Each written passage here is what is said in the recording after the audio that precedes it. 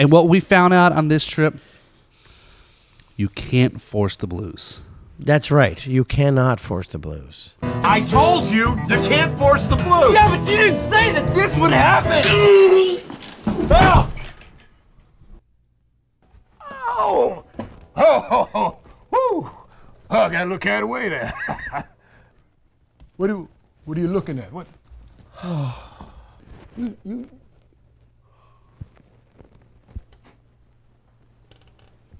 I'm not this old. And I'm Jeff. I'm Jeff Daniels. I'm a white guy from Michigan. Not anymore, brother. Whoa, that did that all by itself. You can't force the blues.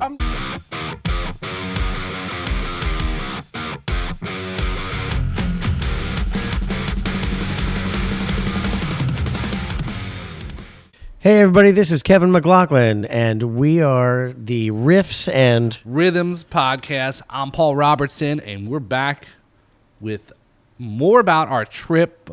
That if you tuned in last week, you gave you a little primer, a little intro that how we got there, and now we are at the end of the competition or challenge.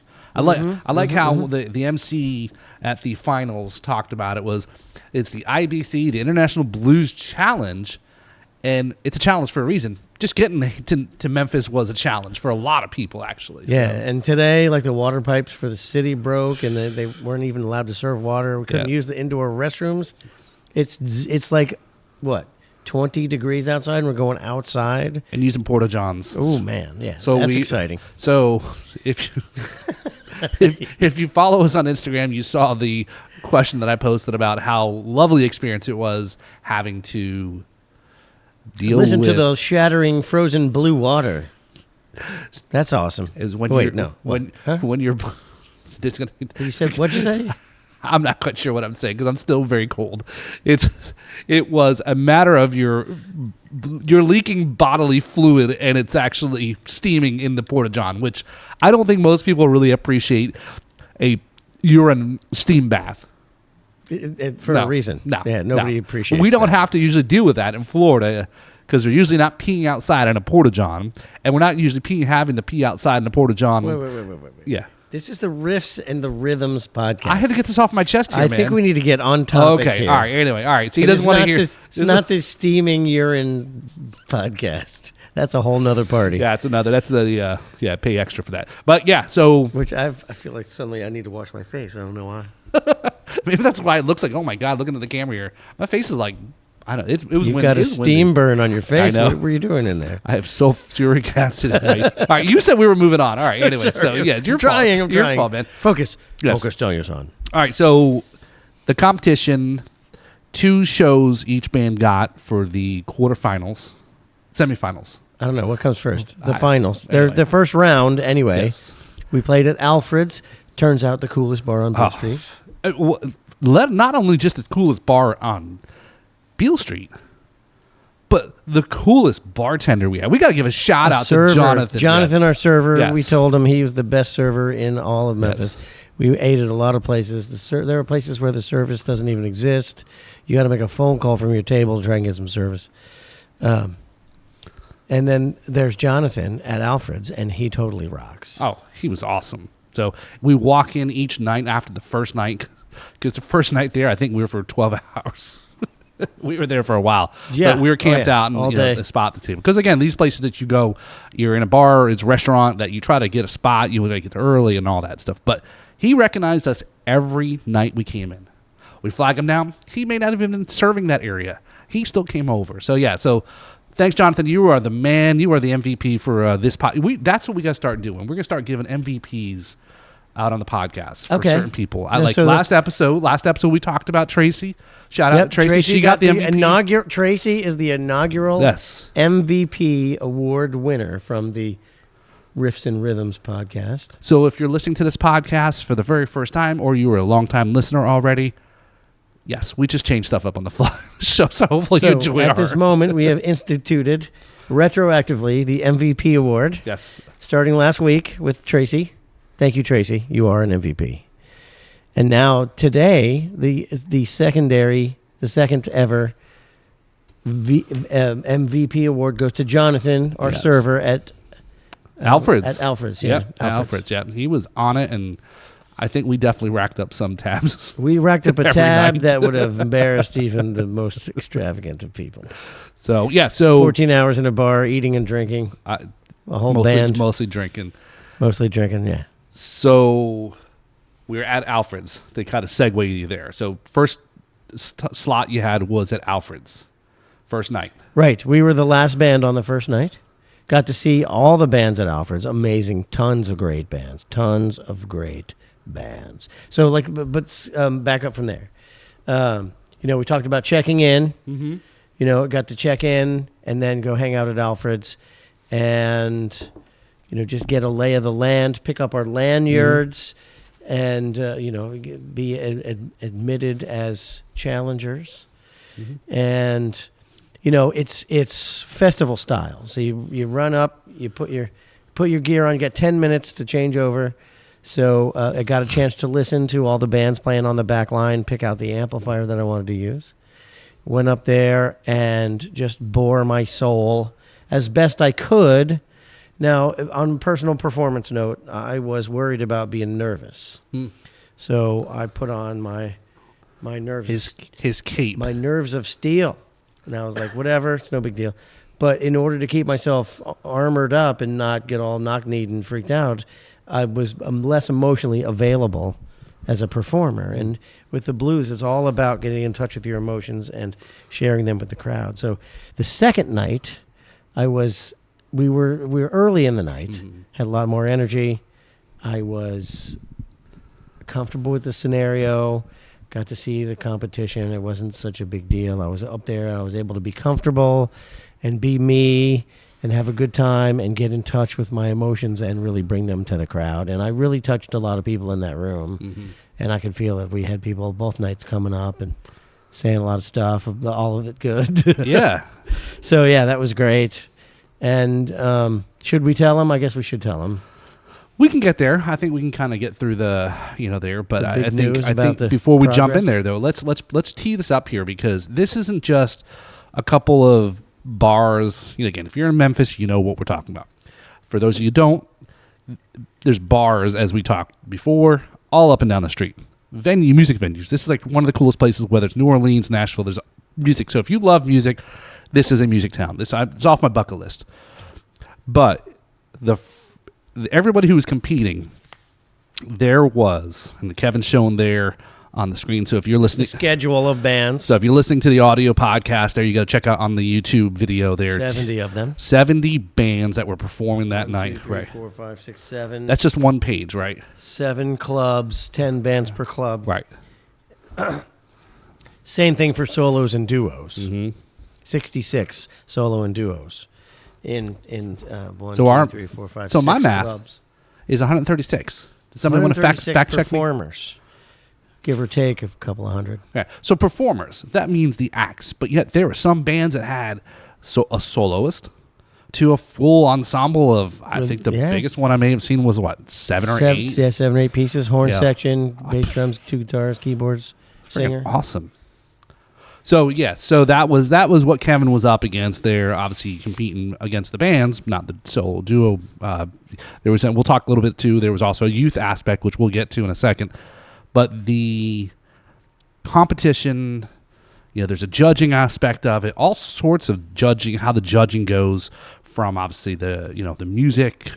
You can get penalized for going too short. Oh yeah, let's go over the rules. So the this rules is important. are, If you're going to do this in the future, listen to some of these tips here. So you go. Every band got 25 minutes, and you get judged on certain criteria. Talent, musicianship, quality of songs, showmanship. Singing quality, Stage presence, right. Yeah, all that kind of stuff. And you got penalized. Like if you didn't check in time, you got penalized. If you went over for every 10 seconds, you went over your 25 minutes, you lost a point. Ooh. So, it's a big deal. You can't end any less than 3 minutes before your time, and you can't go over. Otherwise, you get penalized. And penalized. I've never been in a competition like this, but it was kind of interesting seeing that, You got judges there. You got a lot of people there. Tons of people volunteering. Yeah, big shout out to the volunteers also in dealing with the cold weather and everything else. But watching the guy who was keeping track of time for the bands, which was really cool because you could get totally lost up there, especially if you're, and you're playing your regular gigs, or even if you're on a bigger venue like an actual show. But you're in a showcase, you got to keep this thing clocking and rolling. And you had somebody come up and say, "All right, you got 3 minutes, 2 minutes, 1 minute," and count you down. So that was pretty cool. So did that distract you? Did you kind of notice that at all? No, that was a big help actually. Yeah. Well, we're talking about bands that have to be professional. Okay, so festival style means like if you go to an outdoor music festival, there's bands all day.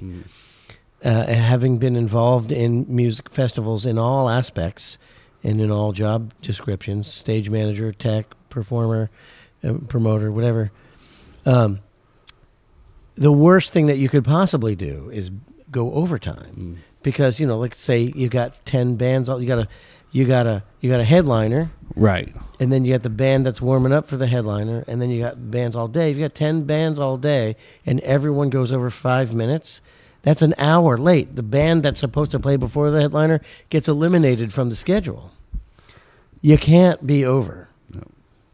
So this is, real world scenario, and much nicer than real world because there's somebody a little bit more giving you a warning instead of just muting you on the PA and saying, "Get the hell You're done. off. You're done Get grabbing off." a hook." Yeah. So I mean, it's great. It's the way it has to be done. Right. 10 bands a night. You got to run a tight ship. Yeah, because that schedule. What was that schedule? Was from like 6 till 11 or five or so. But yeah, it was a long day, right? It's as we were talking there about if you're there to catch all the bands, and I know the first night was probably a little bit more rough for you guys because it's all day waiting. You guys were chomping at the bit, like you're ready to get out of the gate there, like a horse, and ready to go. Yeah, the guys were ready to play. I needed a nap, honestly. Yeah, well, you did most of that driving, man. It's freaking cold. We drove all day and all night the day before, and then we had to wake up early and go check in. It sounds like he's talking about a blues song he's coming up with here. The time schedule didn't allow for enough time between the events that were scheduled out through the day. Mm-hmm. There wasn't enough time, especially in the driving snow, to go back to the house and take a nap. So I had to do my thing and then sit for an hour and then do the next thing and then sit for 2 hours and then do the next thing and then sit for 5 hours until the band started. Right. So it's like, So even though we talked the last episode about how cool the house is, would you have traded being closer to the venues? No. And in my opinion, I think that could be a big distraction if you're close enough because you think you're good on time. Oh, we got time, which is right around the corner, or you get distracted, want to do other things on the street, trying to corral the rest of the band. Maybe they're up to idle hands is dangerous kind of thing. But as a performer, what would have been worse? Had I gone home and slept for 3 hours and gotten up? Am I going to give my best performance after right out of bed? No. Yeah.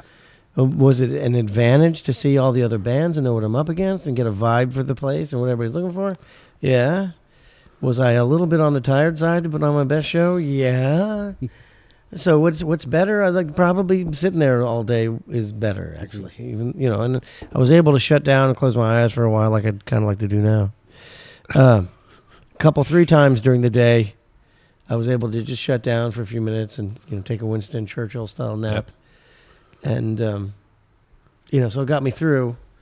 But yeah, I mean, it's the rigors of the road. This is it, man. Your main stage here. Here's the opportunity. Like we talked about last episode. Elvis almost blew his shot, right? Just realizing how lame that sounds. Like I'm here on the international stage with the best unsigned blues bands in the world, and getting to see the best blues bands around. And my only bitch is that I didn't get to take a nap. Like, I'm so embarrassed. Well, you are an old 36, so, Yeah. So, but yeah. So, all right. So 2 nights, something that you did on the second day we'll come back to, but let's go ahead and, again, if you haven't been following along, definitely follow the Kevin McLaughlin page there. Kevin's posted, kept up to dates, each day, each results, etc. So definitely check that out. Obviously check out Riffs and Rhythms. But so if you're watching this, you shouldn't be surprised if you're following Kevin's Facebook page about the results. But let's put it all into context. Fair.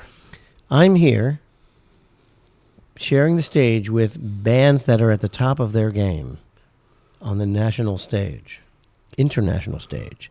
These are bands that live together, eat together, sleep together, perform together. They function as a single entity. These bands that we were watching were just absolutely walking on stage and crushing souls with a glance. They were so good. I was fairly on par with those guys. But the thing that you got to remember is that I didn't get to bring my normal band. I played with everybody was a fill-in. Right. So if you've been watching, my normal drummer was a part of the on the board of the Blues Society. He was ineligible. The bass player that normally plays with me got to go last year. He wanted to give someone else a chance. So here I was stuck without a band. And I added a keyboard player, Lefty Hathaway, so we can, Amazing. And so I've got guys that we don't live and breathe as a unit. We we're a throw together band, and we didn't make it to the next round. And it's not because we weren't as good of performers. It's not because my songs weren't as good as theirs. It was simply because we didn't have that cohesiveness as a band that the other performers that have been playing together for years have. And there's just no replacing that. Like, I know, that everybody in the band did a great job, but it doesn't matter how great of a musician you are. Part of the rating was how well do you gel as a band. And so we were probably maybe half a tick off from being in the finals, because I had a number of people, including people in the know, come up to me and they were like, "Man, you should have been there.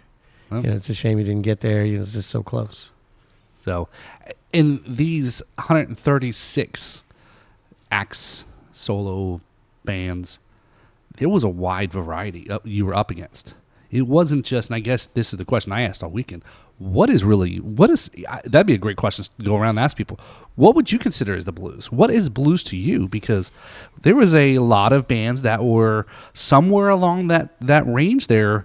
And I don't know who would you say, if you're going to go way back, Robert Johnson's in the middle, right? Is that the blues, B.B. King, Muddy Waters, is that the blues reference? And if you go this way, maybe going a little bit into an R&B soul, or you go a little bit this way, a little bit more rock, southern rock, because it is blues influence as well. So there was a lot of different acts. Now, I agree. I had a great time also just taking music in. I said, the band that was in Central Florida that won the Shaylin band. Shaylin. Oh, that awesome. that was a caliber show they put on.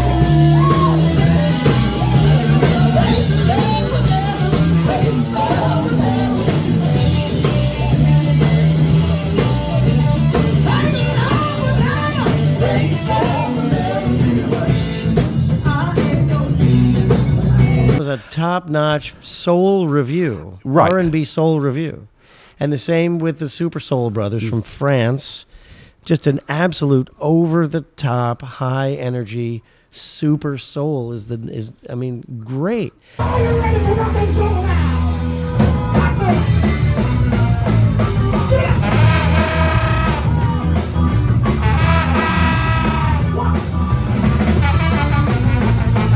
But not really a blues band. Probably better than a lot of the bands that actually made the finals, but they're not blues. So as we've been talking about during the day, today was the day of the actual finals in the Orpheum Theater. We spent the entire afternoon watching the finalists perform, and you have noted some patterns. I want to share what I noticed, and that is it's a term that I've always used for rock, arena rock.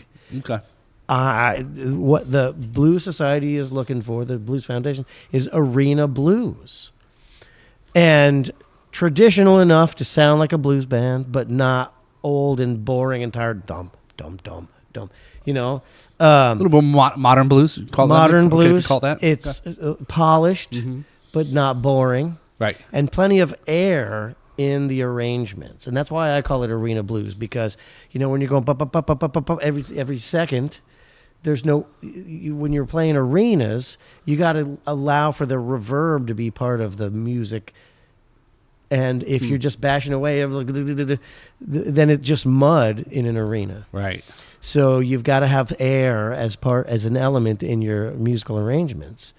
And, and of course, this is the blues foundation. And if they had put a soul band or an R&B band as the winner of a blues contest, they would never hear the end of it. Right. So, I'm learning what it means to be a finalist in the IBCs, and people are already talking to me about, how do you think you're going to do next year? Right. Oh. And it's like, wow, okay, next year. Whew.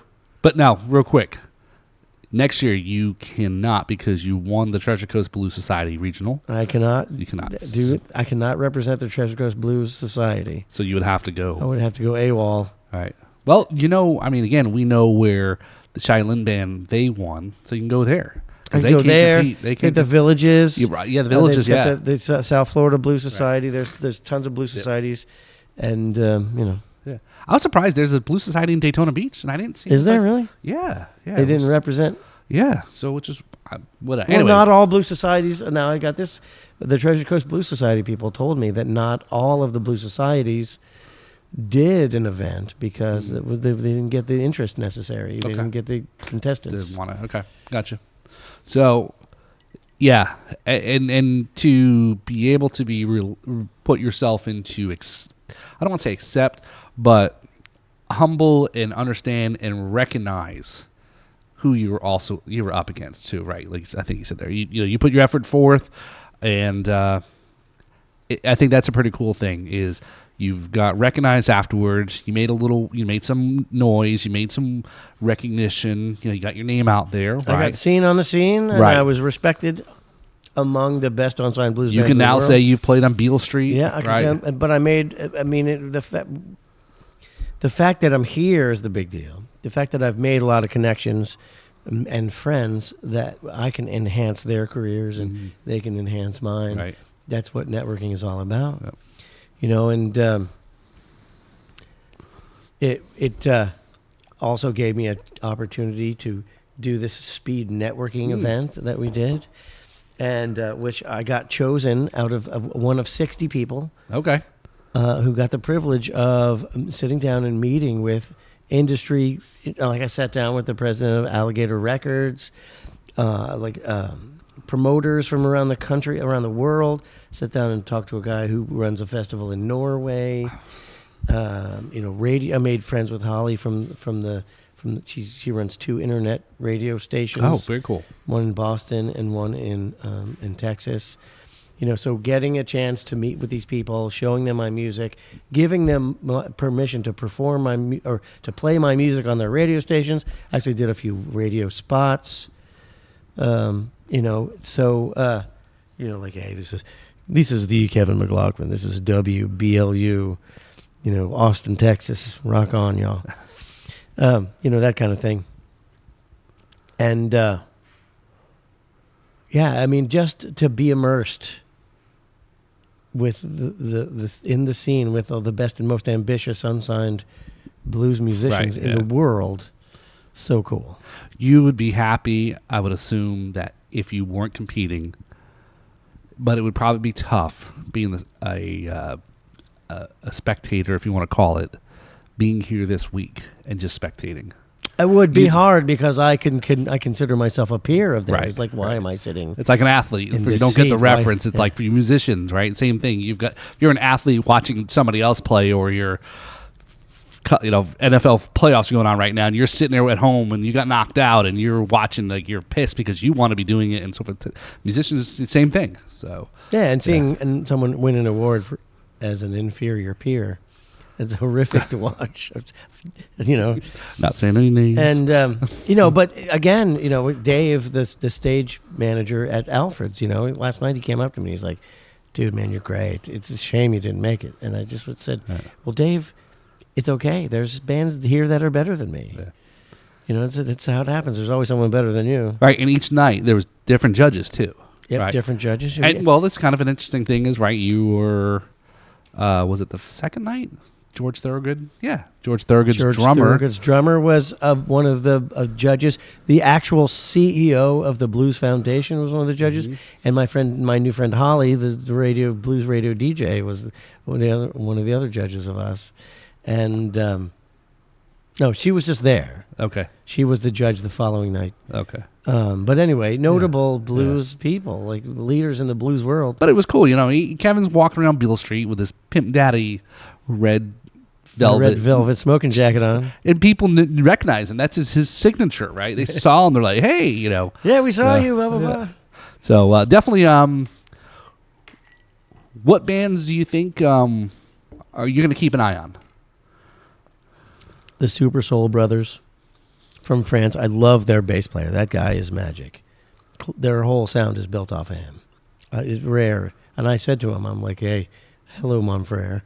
I was like, you are a bass player. And he just looked at me and I was like, you got to understand. I've only said that to 3 people in my entire life, and you're the 3rd one. So, also Piper and the Hard Times.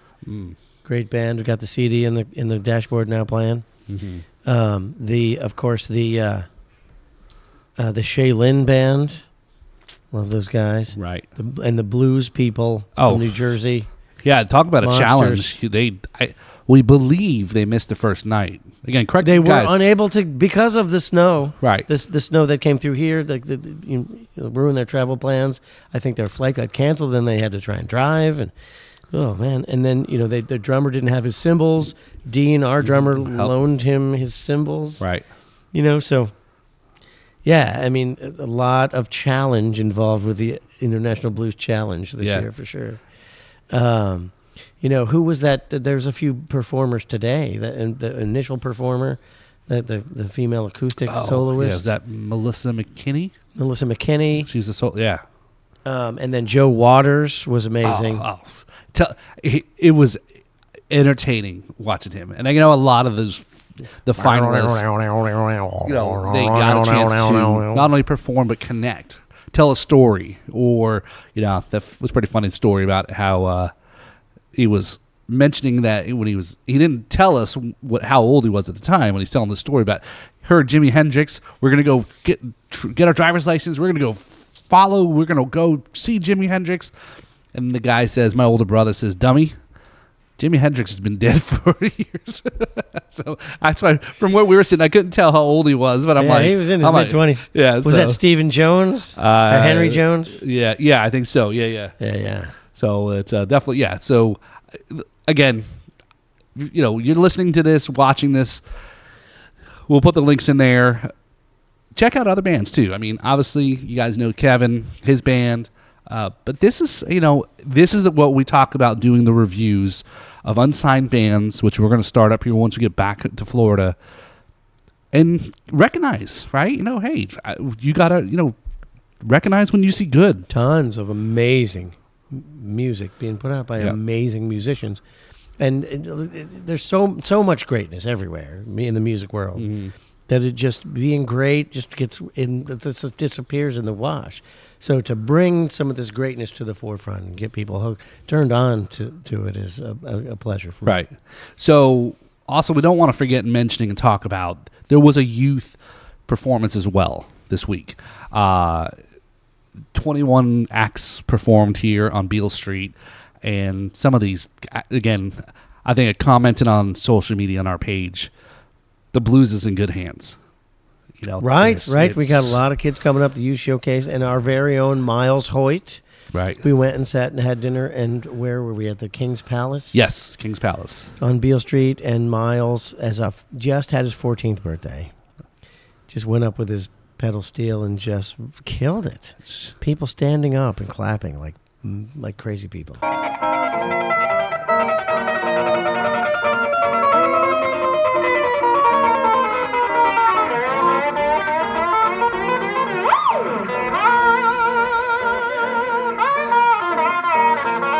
Playing Jimi Hendrix and Robert John. I mean, some of this stuff, it's like, holy cow, this kid is going to be a monster. So definitely keep tracking him. And would be cool to maybe try to get him on the show or how to figure something out. Yeah, we got to do a spotlight Maybe, for Miles yeah, Hoyt. yeah. Miles deserves the spotlight. He's a Yeah. good kid, and he's got a lot of.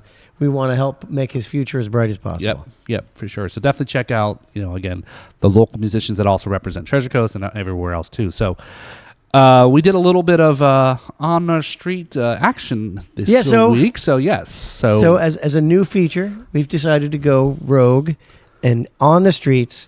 we do nothing that what we plan to do. We're always going off script. So just getting an unbiased and unscripted opinion of whether or not the riffs and the rhythms are better. Right? So we're going to show that. Yep. So here's our clips that we took on Beale Street this week. So you're going to see different perspectives. You're going to see what most people consider. Is it the riff or is the rhythm that makes the song?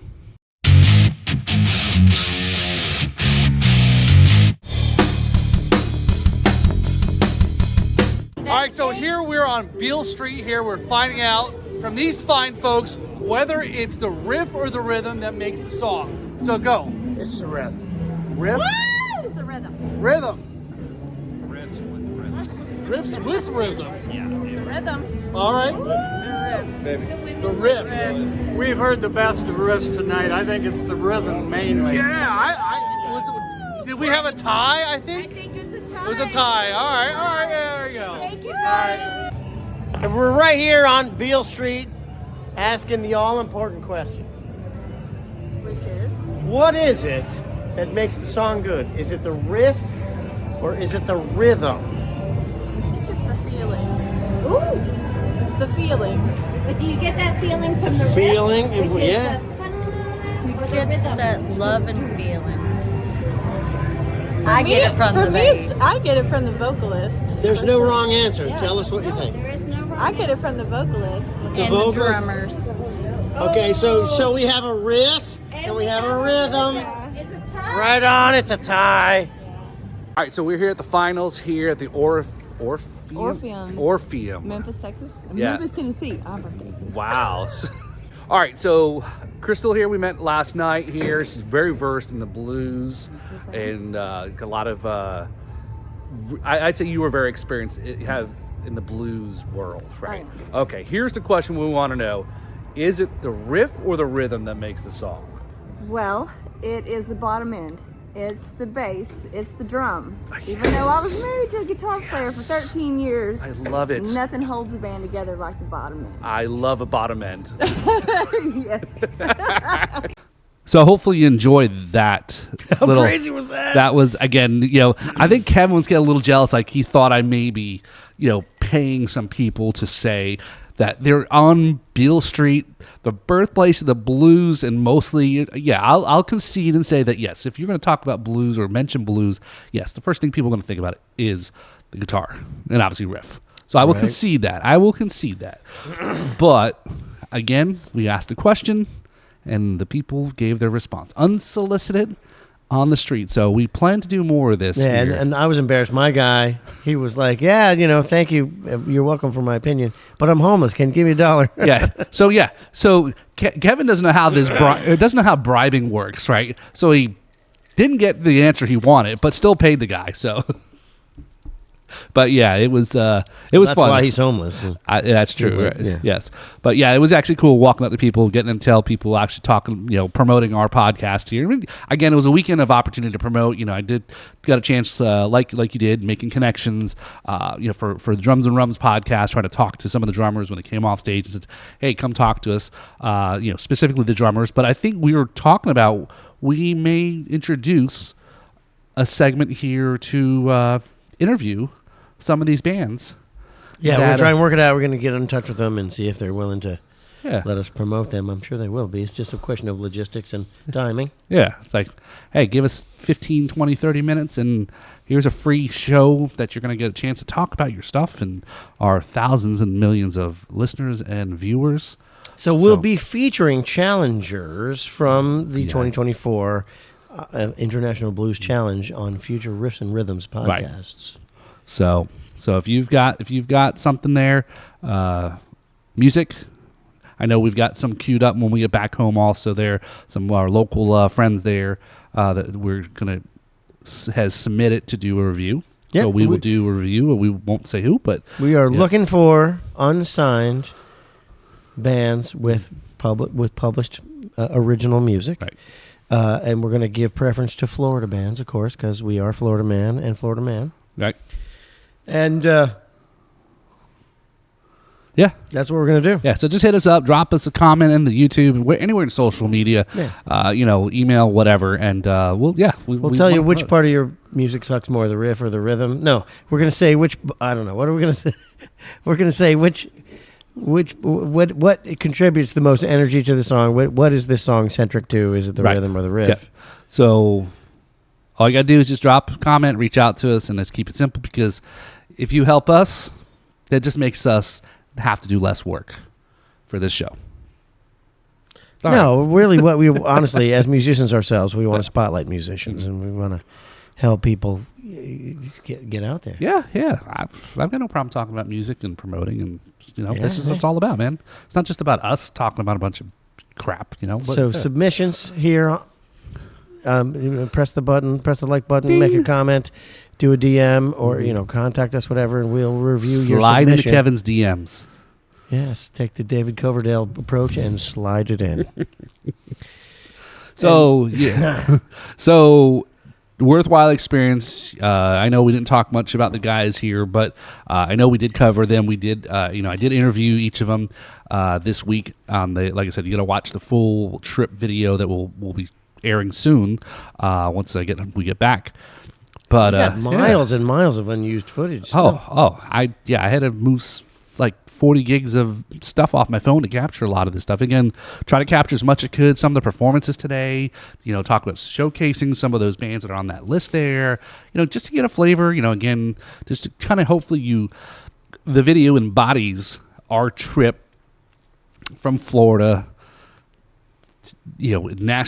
Memphis, and then Memphis, yes. So check it out there, and we want to promote, so forth. But so tune in there, and I said we haven't quite got the results yet, and at this time of taping, who the actual winners are. Yeah, we have not yet gotten that. So definitely tune in to the episode, follow that after this, and we will. I guess you can go look it up yourself by the time you read it, but we'll cover it. So much cool stuff going on. We barely have time to put it into the podcast. Exactly. So there was, this was a long week. I think back Monday was a holiday. We left early Tuesday morning. It's like, I don't even know what day it is right now. Yeah. When you say early, you mean dark 30. Yeah, dark 30. 2:30 a.m. Eastern is when we rolled tires. And what we found out on this trip, you can't force the blues. That's right. You cannot force the blues. I told you can't force the blues. Yeah, but you didn't say that this would happen.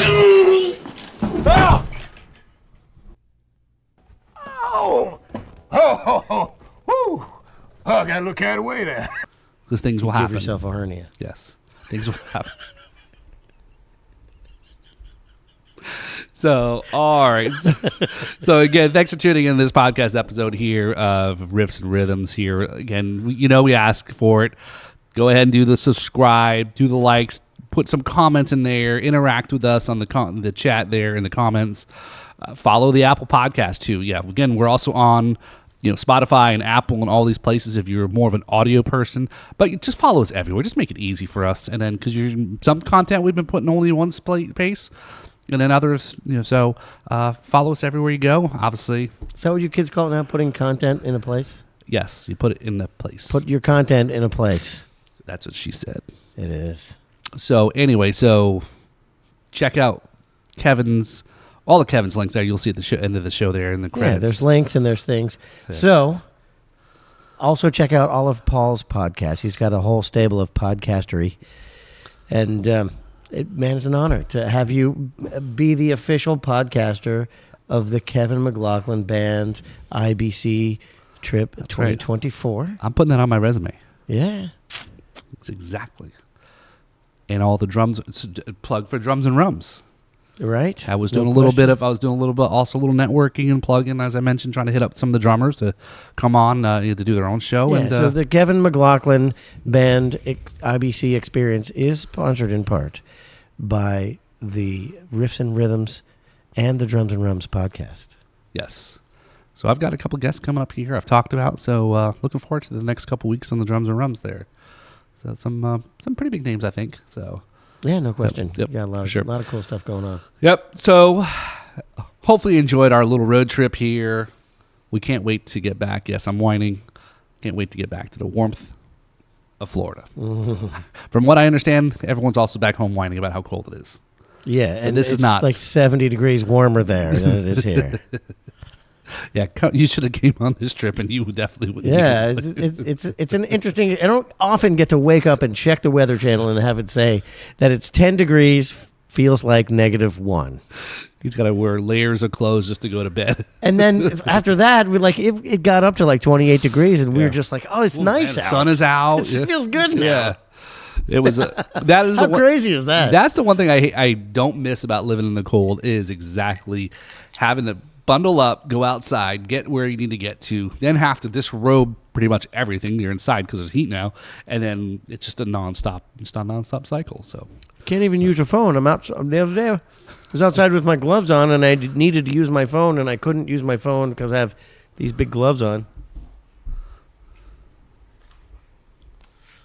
You can't use a phone with one of these on your hand. And so, like, what do? You just like you ignore the call, hand it to the idiot who doesn't have the gloves picture. on. I would have, I would have had way more photos of Beale Street, but I'm like, no, it's cold. I'm not taking my freaking hands out. So I suffered for the art. So yes, and if you look closely, he's only got 9 fingers. So. Oh, too funny, too funny. Well, again, congratulations, Kevin, on this journey. I'm glad you included me into the family here to get a chance to travel with you, take it in, take a perspective. I'm really interested in seeing how this video comes together about our trip, and again, just to kind of celebrate, local musician and good friend, here, Kevin, and the guys as well. So, Paul, you are absolutely an important member of the Kevin McLaughlin Band family. Thank you very much. Yes. All right, folks. So thanks for tuning into the podcast. I think we've already said all the shameless plug stuff, so we're not going to do it again. But check all that stuff out for us and help us out. So we got some guests coming up here in the next couple of weeks. We have another in-person guest, I think, possibly. We do, yes. So stay tuned. A notable realtor in South Florida. Yes, so that'll be our second guest there. And looking forward to 2024, the year of more.